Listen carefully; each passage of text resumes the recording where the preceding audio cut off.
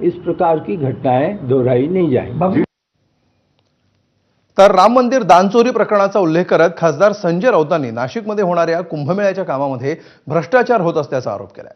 राम मंदिरामध्ये चंपतराय आणि महाराष्ट्रामध्ये देवेंद्र फडणवीसांचे चंपतराय गिरीश महाजन यांनी वृक्षतोड केली आणि सगळ्यात मोठा भ्रष्टाचार या ठिकाणी सुरू आहे असा आरोप राऊतांनी केलाय। यावरून मंत्री महाजनांनी राऊतांना उत्तर दिले।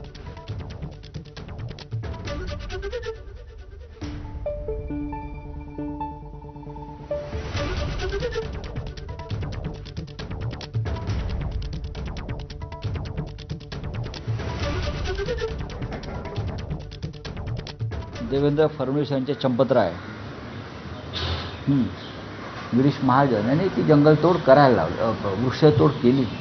या हिंदू धर्माच्या नावानं सुद्धा आपण पैसे खात आहे, राम मंदिरापासून ते काळाराम मंदिरापर्यंत आणि कुंभमेळ्यापर्यंत। लाज वाटली पाहिजे तुम्हाला, बरोबर लाज वाटली पाहिजे। आणि असे चंपतराय हे फक्त अयोध्येमध्ये नसून जिथे जिथे भारतीय जनता पक्षाचं राज्य आहे त्या प्रत्येक राज्यामध्ये असे चंपतराय आहेत। संजय राऊतांना काही फार उत्तर द्यायची मला वाटतं गरज भासत नाही।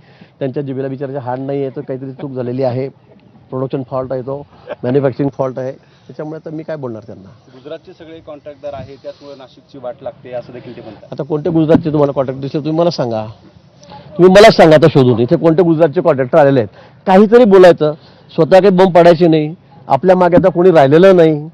काय केलं आपण? अगदी थेट पंतप्रधानांपासून, सरन्यायाधीशांपासून, इलेक्शन कमिशनपासून, देवेंद्रजीपासून, शिंदे साहेबापासून वाटेल ते तोंडातील ते बोलायचं।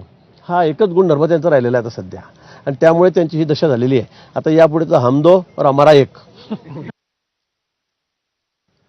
तर कल्याण पश्चिम येथील घोलपनगर परिसरामध्ये पाडकाम